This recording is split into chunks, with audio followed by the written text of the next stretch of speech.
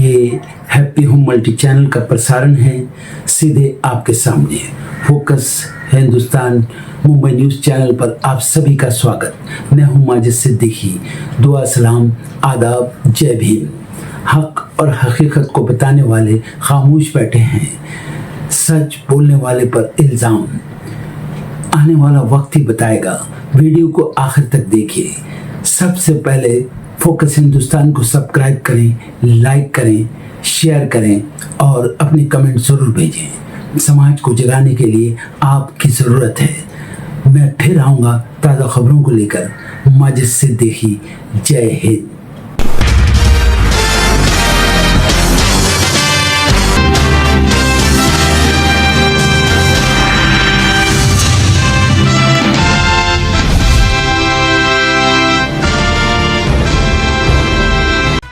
मार्च राजस्थान दिवस, वीरों की धरती, शौर्य और बलिदान की पहचान। आज ही के दिन 1949 में राजस्थान का गठन हुआ था। इस गौरवशाली भूमि को दिल से नमन। आप सभी को राजस्थान दिवस की हार्दिक शुभकामनाएं। ये धरती मुझसे पूछ रही, कब मेरा कर्ज चुकाओगे। ये अंबर मुझसे पूछ रहा, कब अपना धर्म निभाओगे।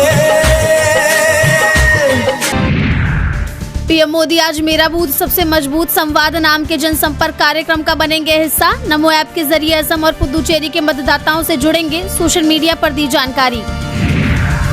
बजट सत्र के दूसरे फेज का 12वां दिन आज। लोकसभा में नक्सल मुक्त भारत पर होगी चर्चा। शाह ने कहा था 31 मार्च तक देश नक्सलवाद मुक्त करना है। केंद्र का फैसला, पेट्रोल पंप पर केरोसिन भी मिलेगा। हर जिले में 2 पंपों पर होगी सुविधा। तेल कंपनियां रख सकेंगी 5000 लीटर स्टॉक। केरलम दौरे पर लोकसभा में नेता प्रतिपक्ष राहुल गांधी। चुनाव के लिए पार्टी का कैंपेन जारी रहने के बीच रैली को करेंगे संबोधित। तमिलनाडु चुनाव के लिए डीएमके का मैनिफेस्टो जारी। महिलाओं को 8000 रुपए का मिलेगा कूपन। टीवी फ्रिज खरीद सकेंगी। महिलाओं की मासिक सहायता बढ़ाने का किया ऐलान। आज एमएलसी पद से इस्तीफा देंगे नीतीश कुमार। बिहार सरकार के मंत्री रामकृपाल यादव ने कहा आज कुछ न कुछ फैसला लेंगे नीतीश। जन स्वराज पार्टी के संस्थापक प्रशांत किशोर का बड़ा बयान। कहा बिहार में सीएम का चेहरा वो होगा जिसे मोदी शाह चाहेंगे। जनगणना 2027 को लेकर आज जारी हो सकता है पूरा प्लान। डिजिटल होगी पूरी प्रक्रिया। नागरिक खुद ऑनलाइन भरेंगे अपनी जानकारी। बीजेपी अध्यक्ष नितिन नवीन ने दिया इस्तीफा। विधायक पद छोड़ा। चुने जा चुके हैं राज्यसभा सांसद। निलंबित टीएमसी विधायक हुमायूं कबीर का बड़ा बयान। कहा एसआईआर प्रक्रिया जनता के साथ अन्याय है। कांग्रेस नेता फतेह खान को हाई कोर्ट से राहत। गिरफ्तारी पर लगी रोक। प्रधानमंत्री नरेंद्र मोदी पर विवादित टिप्पणी से जुड़ा है मामला। इजराइल में तबाही का मंजर। ईरानी हमले में केमिकल प्लांट ध्वस्त। गैस रिसाव का बना खतरा। लोगों को घरों में रहने की दी गई चेतावनी। मेरी सबसे पसंदीदा चीज ईरान का तेल लेना है। अमेरिकी राष्ट्रपति ट्रंप ने फिर दी धमकी। तेल निर्यात के मुख्य केंद्र खार्ग द्वीप पर कब्जा करने के दिए संकेत।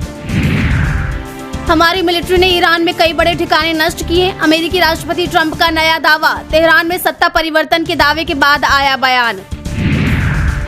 इजरायली प्रधानमंत्री नेतन्याहू का फैसला। मिसाइल खतरों के बीच कार्डिनल को प्रार्थना सभा की इजाजत। यरूशलेम के द चर्च ऑफ होली सेपल्चर में तुरंत प्रवेश देने का दिया आदेश। अफगानिस्तान पाकिस्तान सीमा पर फिर हुई झड़प। तालिबान का पाक सेना पर पूर्वी शहर असादाबाद के बाहरी इलाके में भारी गोलीबारी करने का आरोप। एक की गई जान, कई महिलाएं बच्चे घायल। ऑस्ट्रेलिया प्रधानमंत्री अल्बनीज का बड़ा ऐलान। अगले 3 महीनों के लिए फ्यूल टैक्स को आधा करने का फैसला। घटेंगे पेट्रोल डीजल के दाम। वेदांता का मेगा डीमर्जर। अगले महीने 5 अलग कंपनियों में बढ़ जाएगा अनिल अग्रवाल का साम्राज्य। एल्युमिनियम, पावर और स्टील जैसे कारोबारों की स्वतंत्र लिस्टिंग का रास्ता होगा साफ। पश्चिम एशिया संकट के बीच भारत सरकार की तैयारी। एमएसएमई समेत कई क्षेत्रों को राहत देने पर फोकस। कमजोर क्षेत्रों को अतिरिक्त पैकेज देने पर विचार कर रही है सरकार। हवाई यात्रियों को बड़ी राहत। 20 अप्रैल से 60% सीटें होंगी फ्री। मनचाही सीट के लिए अब नहीं देने होंगे पैसे। सर्राफा बाजार में दिखी गिरावट, 1040 रुपए गिरकर 2,27,000 रुपए प्रति किलो पर पहुंची चांदी। 1050 रुपए गिरकर 1,46,000 रुपए प्रति 10 ग्राम पर आया सोना।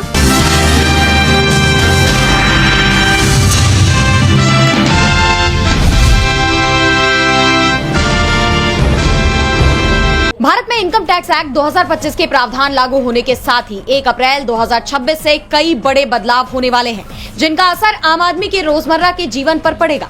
तो आइए एक बार जान लेते हैं कि वो कौन कौन से बदलाव हैं जिससे जनता की जेब पर असर पड़ सकता है। इसमें सबसे पहला है प्रॉपर्टी ट्रांजैक्शन। अचल संपत्ति की खरीद और बिक्री पर पैन की अनिवार्यता 10 लाख से बढ़ाकर 20 लाख रुपए कर दी गई है, जिससे छोटे घर खरीदारों को राहत मिलेगी। वाहनों की खरीद में अब केवल 5 लाख रुपए से ज्यादा कीमत वाले वाहनों के लिए ही पैन कार्ड जरूरी होगा, जिससे बजट सेगमेंट की गाड़ियां खरीदना आसान होगा। वहीं होटल बिल पर कैश पेमेंट की सीमा 50,000 से बढ़ाकर 1 लाख रुपए कर दी गई है। इससे शादी ब्याह जैसे आयोजनों में नकद भुगतान सरल होगा। नकद लेन देन, अब बैंक में साल भर में कुल 10 लाख रुपए से ज्यादा के नकद जमा या निकासी पर ही पैन देना होगा, जो छोटे व्यापारियों के लिए बड़ी राहत है। इंश्योरेंस पॉलिसी में पारदर्शिता बढ़ाने के लिए अब हर नई बीमा पॉलिसी को पैन कार्ड से लिंक करना अनिवार्य कर दिया गया है। पैन के लिए नए दस्तावेज, अब आधार कार्ड डेट ऑफ बर्थ के प्रमाण के रूप में मान्य नहीं होगा। इसके लिए बर्थ सर्टिफिकेट या पासपोर्ट जैसे दस्तावेजों की जरूरत होगी। नाम का मिलान, पैन और आधार में स्पेलिंग का एक समान होना अनिवार्य है, नहीं तो बायोमेट्रिक मिलान के बावजूद आपके ट्रांजैक्शन रुक सकते हैं। क्रेडिट कार्ड और निवेश, क्रेडिट कार्ड आवेदन के लिए पैन अनिवार्य है और साल में 10 लाख से ज्यादा के बिल भुगतान की जानकारी सीधे आयकर विभाग को जाएगी। अगर इन नियमों और बदलाव से आपके जीवन पर कोई असर पड़ने जा रहा है तो पहले से तैयारी करना सही साबित होगा।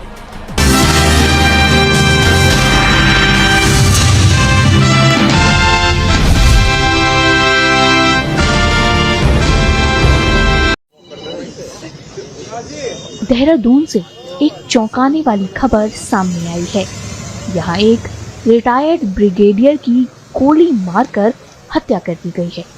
2 वाहनों में यात्रा कर रहे लोगों के बीच हुई बहस के दौरान गोलीबारी हुई, जिसमें एक ब्रिगेडियर को गोली लग गई और उनकी मौत हो गई। पुलिस ने इलाके को घेर लिया है और जांच जारी है। जिस समय घटना हुई थी मैं अपने घर से निकला था और सुबह 6:30 बजे के अप्रोक्स टाइम था। बच्चों के साथ मैं निकलता हूँ सुबह मॉर्निंग वॉक पे, तो मुझसे पहले ब्रिगेडियर अंकल और 2 अंकल और थे, उनको मैं जानता नहीं, लेकिन ब्रिगेडियर अंकल रेगुलर जाते थे। जैसे हम मॉर्निंग वॉक जाते थे तो वो भी मॉर्निंग वॉक जा रहे थे। तो जैसे ही मुझे पता चला कि उनको जैसे रोड पे दिखाई दिया मुझे दूर से कम 30 फुट की डिस्टेंस होगी, तो मैं भागा। क्या हुआ तो पता चला कि उनके साथी थे जो उनके साथ, तो वो बता रहे थे कि इनको गोली लग गई है। अब बस इतना ही मुझे पता है, उससे पहले का मुझे पता नहीं क्या हुआ। कि 2 गाड़ियाँ आई, बताया जा रहा, जो आसपास में जो बता रहे थे जिन्होंने देखा 2 गाड़ियाँ थी, एक फॉर्च्यूनर थी, एक स्कॉर्पियो थी। आपस में कोई फायरिंग चल रही थी उनकी, और कैसी रंजिश थी उनकी आपस में हमें पता नहीं, लेकिन यही बताया जा रहा जो आसपास में जिन्होंने देखा। तो मैंने जितना देखा मैंने आपको बताया, मैंने यही देखा बस। 6:40 में ये सूचना मिली कि भाई तेज गति से कोई गाड़ियां आ रही हैं सिनोला से, जो कि आगे जो गाड़ी थी, जो फॉर्च्यूनर गाड़ी सफेद कलर की और ब्लैक कलर की स्कॉर्पियो, जिसमें से सनरूफ से निकलकर एक लड़का लगातार गोलियां चला रहा है और क्या कहते हैं, जो कि हवाई फायर करते हुए आई। और हमारे सिनोला पे जो कोऑपरेटिव बैंक है वहां पर हमारे जो आदरणीय ब्रिगेडियर सर जो आर्मी में कार्यरत थे, रिटायर्ड थे, और वो सुबह अपने मॉर्निंग वॉक पे जा रहे थे अपने साथियों के साथ। तो जो गोलियां जो फॉर्च्यूनर गाड़ियों पे चला रही थी उनके सीने पे जाके लगी, जिन्हें तत्काल हॉस्पिटल में भेजा गया और वहां पे उनको मृत घोषित किया गया। और जो इसको वो लगातार गाड़ियां जो तेज गति से आ रही थी, जो लोगों के लिए भी खतरा हुआ, घटना भी हुआ, और आगे जाके और भी जो सुबह मॉर्निंग वॉक में जा रहे उनके लिए भी खतरा जो बन चुका था। वो आगे जाके मोड़ पे तेज गति पे जो टर्न नहीं कर पाई। आप देख सकते हैं फॉर्च्यूनर गाड़ी यहाँ पे है, वो टर्न नहीं पेड़ पे लगी, और स्कॉर्पियो से उतर के 10-12 जो लड़के निकले, उन्होंने सरियों से, लाठियों से, जो भी उनका हथियार था, उन्होंने उन पे चलाया और उनको बुरी तरीके से घायल कर दिया। उनको भी अभी मैक्स हॉस्पिटल भिजवाया गया है और तत्काल पुलिस को सूचना दी गई, जो कि पुलिस भी तत्काल पहुंच गई थी और हमारे थाना प्रभारी जी, चौकी इंचार्ज झारखंड से सीओ साहब सारे तत्काल पहुंच गए थे। फॉरेंसिक टीम भी जो यहाँ पे पहुंच चुकी है। तो सुबह की घटना ये बताई जा रही है।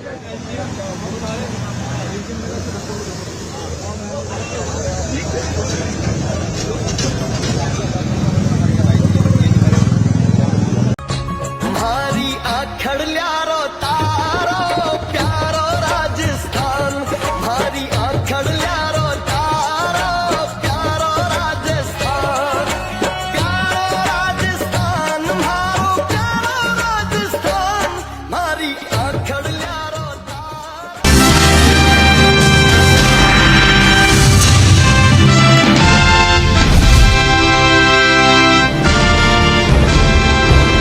पश्चिम बंगाल की 294 सीटों पर विधानसभा चुनाव होने वाले हैं। ऐसे में राज्य का सियासी पारा चढ़ा हुआ है और इस बीच पश्चिम बंगाल विधानसभा चुनाव के लिए कांग्रेस ने ताल ठोक दी है। पार्टी ने सभी 294 सीटों पर अपने उम्मीदवार मैदान में उतार दिए हैं। कांग्रेस की केंद्रीय चुनाव समिति ने पश्चिम बंगाल चुनाव के लिए पार्टी के उम्मीदवारों के चयन को लेकर विस्तृत चर्चा की। इस दौरान कांग्रेस के राष्ट्रीय अध्यक्ष मल्लिकार्जुन खड़गे, कांग्रेस सांसद राहुल गांधी, कांग्रेस के संगठन महासचिव केसी वेणुगोपाल और पश्चिम बंगाल के कई दिग्गज नेता शामिल हुए। पश्चिम बंगाल प्रदेश कांग्रेस के पूर्व अध्यक्ष अधीर रंजन चौधरी और सीईसी सदस्य अंबिका सोनी, मधुसूदन मिस्त्री, सलमान खुर्शीद, टीएस सिंहदेव, पीएल पुनिया और कुछ अन्य नेता भी बैठक में शामिल थे। वहीं इस बैठक के बाद पार्टी ने अपनी लिस्ट जारी कर दी। इस लिस्ट में कांग्रेस ने कई दिग्गजों को मैदान में उतारा है। बहरामपुर से अधीर रंजन चौधरी, भवानीपुर से प्रदीप प्रसाद, मालतीपुर से मौसम नूर, नंदीग्राम से एसके जरियातुल हुसैन, पानीहाटी से सुभाशीष भट्टाचार्य और विधाननगर से रणजीत मुखर्जी। हालांकि कांग्रेस ने अभी 284 नामों का ऐलान किया है, लेकिन पार्टी की दूसरी लिस्ट भी तैयार है। वहीं कांग्रेस के 294 सीटों पर चुनाव लड़ने से खास तौर से बीजेपी के लिए बड़ी चुनौती खड़ी हो गई है। दरअसल बीजेपी बंगाल फतह करने के लिए एड़ी चोटी तक का जोर लगाने में जुटी हुई है। इसके लिए बीजेपी की तरफ से तमाम मुद्दों को लेकर राज्य की सत्तारूढ़ पार्टी टीएमसी की घेराबंदी की जा रही है, जिससे टीएमसी और बीजेपी के बीच टकराव बढ़ता ही चला जा रहा है। और इन सब के बीच कांग्रेस ने भी बीजेपी के लिए मुश्किलें बढ़ाने का काम कर दिया है। पार्टी ने सभी सीटों पर अपने उम्मीदवार उतारकर ये चुनाव खास तौर पर बीजेपी के लिए चुनौती भरा बना दिया है। जैसा कि आप जानते हैं कि पश्चिम बंगाल की कुल 294 सीटों पर 2 चरणों में चुनाव होने वाले हैं। यहाँ पहले चरण के लिए 23 अप्रैल को और दूसरे चरण के लिए 29 अप्रैल को वोटिंग होगी, जिसके नतीजे 4 मई को सामने आएंगे।